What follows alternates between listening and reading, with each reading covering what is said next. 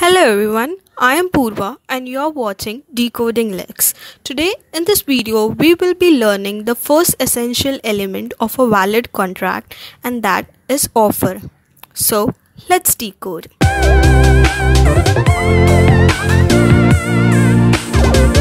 The term proposal has been defined in section 2A of Indian Contract Act.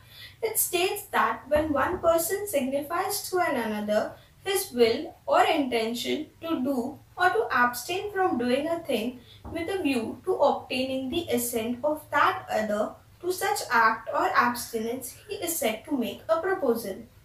चलिए तो proposal के जो definition है उसका meaning जानते हैं एक simple example के साथ. See, Mr. Y wants to sell his TV for rupees 35,000. He goes to Mr. X and he tells that, see Mr. X, I want to sell my TV for rupees 35,000. Will you purchase it? तो ये जो scene है उसमें क्या हुआ?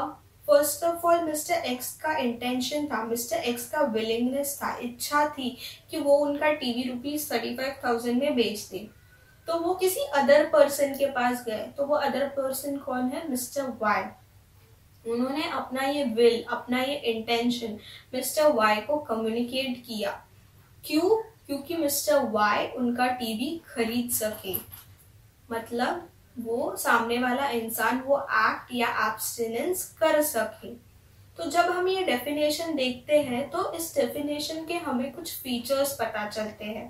तो features क्या है? पहला है, जो इंसान ऑफर दे रहा है उसको या तो ऑफरर या फिर प्रॉमिसर बोलते हैं. सेकेंडली, जो कोई भी ऑफरर है उसकी एक विल या उसका एक इंटेंशन होना बहुत जरूरी है. थर्डली, वो इंटेंशन या विल किसी अदर पर्सन को, हमारे केस में मिस्टर वाई को, कम्युनिकेट होनी चाहिए. This was all about the definition of proposal.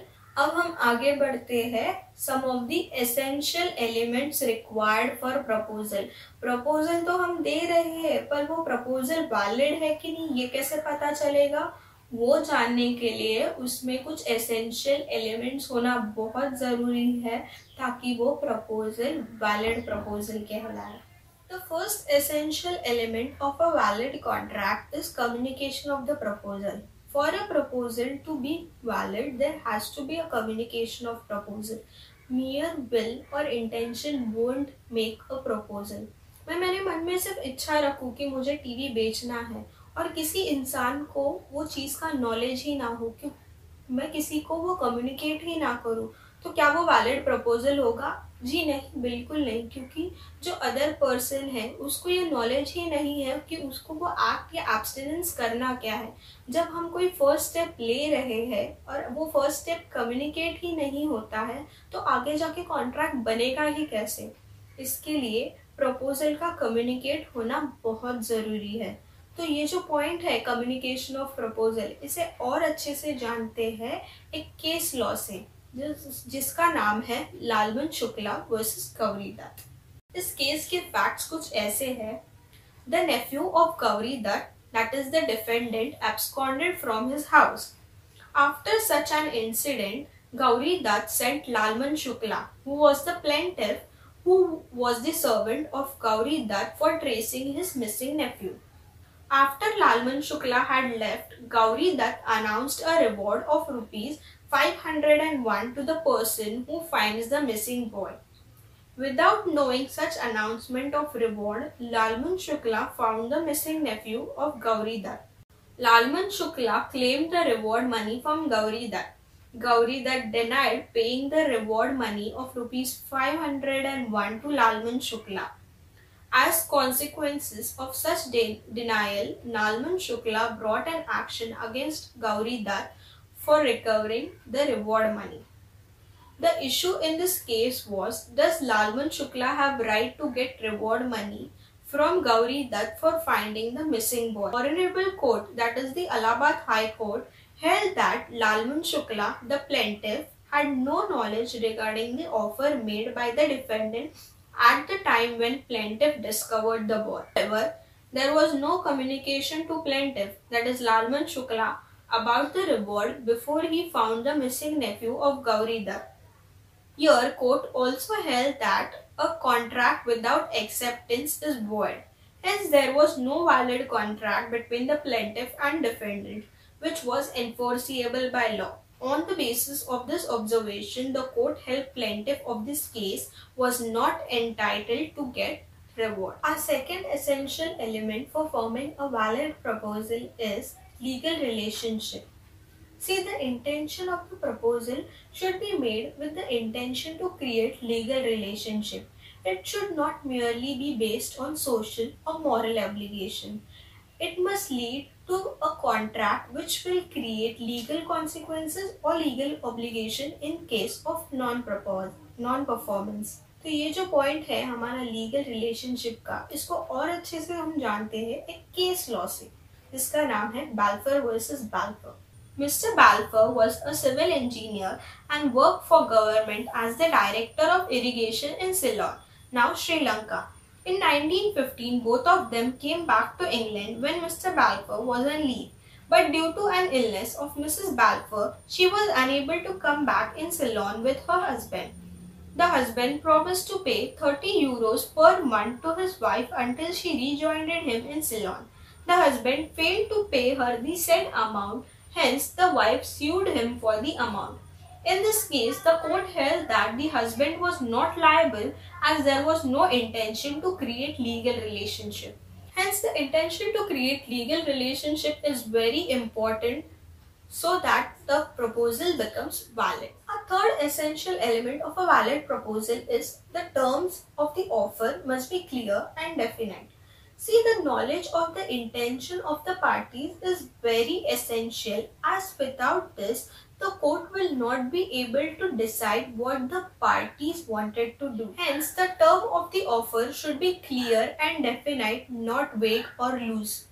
These were some of the essential elements that are required for a proposal to become a valid one.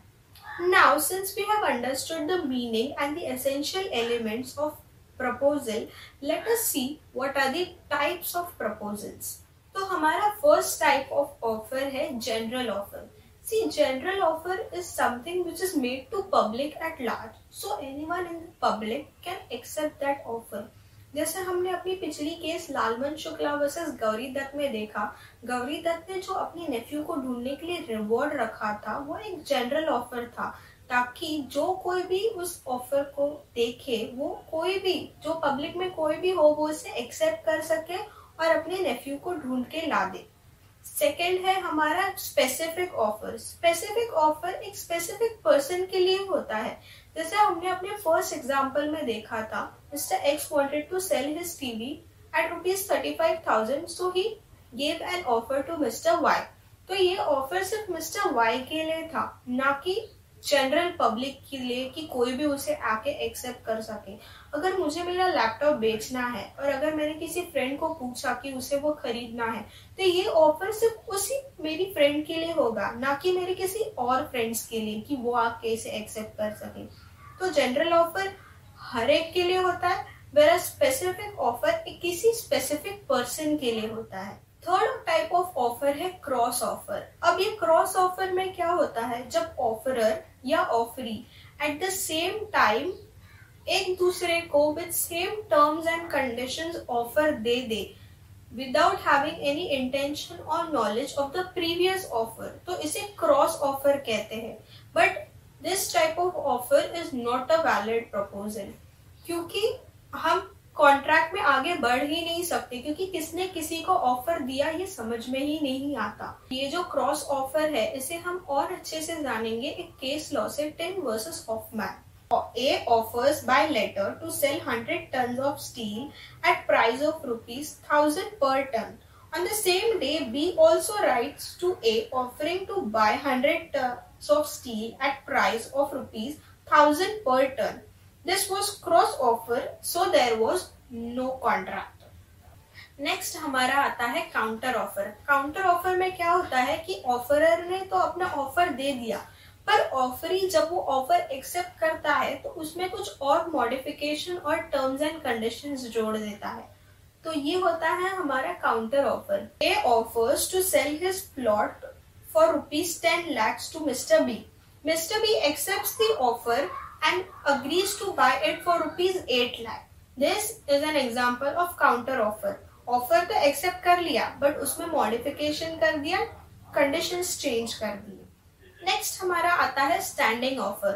Standing offer basically and simply means continuing offer. ऐसा कोई offer जो unlimited period तक चले उसे standing offer कहते हैं. माना ए ने बी को ऑफर दिया कि उसको अपना प्लॉट सेल करना है रुपीज 10 लाख में, बट उसने ये नहीं पता कि वो अपना ये जो ऑफर है वो कब तक मिस्टर बी एक्सेप्ट कर सकता है. तो जब तक मिस्टर बी अपना एक्सेप्टेंस दे नहीं जाता वो ऑफर कंटिन्यू रहेगा, वो ऑफर स्टैंडिंग रहेगा. नेक्स्ट टाइप ऑफ ऑफर है एक्सप्रेस्ड ऑफर. एक्सप्रेस्ड ऑफर ये होता है कि जो ऑफरर है वो इधर वर्ड्स या रिटर्न वे से अपना ऑफर जो है वो ऑफरी को कम्युनिकेट करे, डायरेक्टली कम्युनिकेट करे, इधर वर्ड्स और रिटर्न. अगर मैं किसी को लिख के भेजूं कि मुझे अपना प्लॉट बेचना है या ओरली कह दूं कि मुझे अपना प्लॉट बेचना है, डायरेक्टली कम्युनिकेट कर दूं, तो वो एक एक्सप्रेस ऑफर होता है. फिर आता है हमारा implied one, implied offer. Implied offer मतलब क्या? अगर मैं अपने एक्शन से, अपने कंडक्ट से किसी को ऑफर करूं तो वो एक इम्प्लाइड ऑफर होता है. मैं कुछ बोलूं ना, मैं कुछ रिटर्न में ना दूं या मैं कुछ बोलूं ना, बट बस अपने एक्शंस और जेस्चर्स से किसी को ऑफर करूं तो वो एक इम्प्लाइड ऑफर होता है. माना कि अगर मैंने एक पेन लिया और मैंने सामने वाले को एक्शन करके पूछा कि क्या तुम्हें ये पेन चाहिए, तो वो एक इम्प्लाइड ऑफर होता है. अगर हम रोड पे खड़े हो और अगर हम अपने एक्शन से किसी बस को रोकते हैं तो वो एक इम्प्लाइड ऑफर होता है. इम्प्लाइड ऑफर का कॉन्सेप्ट और क्लियर करने के लिए चलिए देखते हैं एक case law, Upton Rural District versus Powell. इस केस के फैक्ट्स कुछ ऐसे हैं. A fire broke out in Powell's farm. He called upon fire Upton brigade to put out the fire, which the later did. Now the problem is that Powell's farm did not come under the service zone of fire station he called, although he believed it to be so. Not being in service zone of the department, he was charged for the service of the Upton Fire Department. In this case, it was held that Powell was liable to pay for the services rendered as services which were rendered by Upton Fire Brigade on an implied contract to pay. इस video में हमने offer और invitation to offer की बात की थी. तो इन दोनों में डिफरेंस क्या है? देखिए, ऑफर हम सामने वाले इंसान को कम्युनिकेट करते हैं ताकि वो हमारे लिए कुछ एक्ट या एब्स्टिनेंस कर सकते हैं, बट इनविटेशन टू ऑफर बस एक मियर सप्लाई ऑफ इंफॉर्मेशन होता है कि सामने वाला बंदा हमें ऑफर करे. फॉर एग्जाम्पल, अगर किसी शॉप में गुड्स डिस्प्ले के लिए रखे हो तो वो ऑफर नहीं होता है कि आप आके हमारे दुकान में खरीदे. नहीं, वो सिर्फ एक इंफॉर्मेशन होता है कि हमारे दुकान में ये स्टॉक है, आप हमें आके ऑफर दे, आप हमें आके पूछे कि मुझे ये खरीदना है, ताकि जो शॉपकीपर है वो अपना एक्सेप्टेंस दे सके. तो जब भी कोई गुड्स डिस्प्ले में रखे हो और अगर आप जाके किसी शॉपकीपर के लिए वो गुड्स की डिमांड करते हो और शॉपकीपर आपको वो गुड्स देने से डिनाई करता है, तो आप उस पर कोई लीगल एक्शन नहीं ले सकते हैं, क्योंकि आप उसके पास परचेस करने का ऑफर लेके गए थे. गुड्स जो डिस्प्ले में रखे होते हैं वो इनविटेशन टू ऑफर होते हैं, ना कि ऑफर होते हैं. जैसे एडवर्टाइजमेंट, अगर किसी न्यूज़पेपर में कोई एडवर्टाइजमेंट दी गई हो तो वो इनविटेशन टू ऑफर होता है, ना कि ऑफर. तो ये जो इनविटेशन टू ऑफर है इसका एक बहुत इम्पोर्टेंट केस लॉ है, Carlill versus Carbolic Smoke Ball company. Now let us have a look at this case law. The defendant, Carbolic Smoke Ball Company of London, placed an advertisement in several newspapers on November 13, 1891, stating that its product, Carbolic Smoke Ball, when used 3 times daily for 2 weeks, would prevent cold and influenza. The makers of the smoke ball additionally offered £100 reward to anyone who caught influenza using their product, guaranteeing this reward by stating in advertisement that they had deposited £1,000 in the bank as show of their sincerity. The plaintiff, Lily Carey, bought a smoke ball and used it as directed. Several weeks after she began using the smoke ball, plaintiff caught influence. It was held in the case that the plaintiff was entitled to recover £100. The court acknowledges that in the case of vague advertisement, language regarding payment of the reward is generally a puff, which carries no enforceability.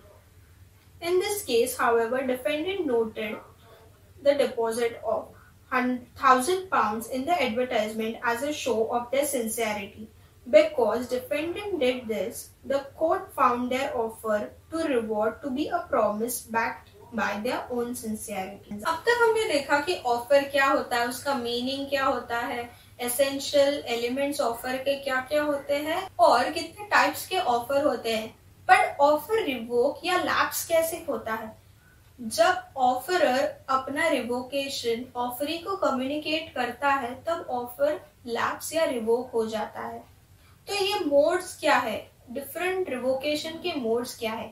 पहली और foremost thing है कि communication. अगर offer revoke करने का communication offeree के पास पहुंच गया है बाय नोटिस या किसी ईमेल से या किसी और चीज से, तो ऑफर रिवोक हो सकता है. Lapse of time. Second thing is lapse of time. अगर ऑफर देते वक्त कुछ कंडीशंस हो कि आप इस डेट से पहले अपना एक्सेप्टेंस हमें बताएं, और अगर उस डेट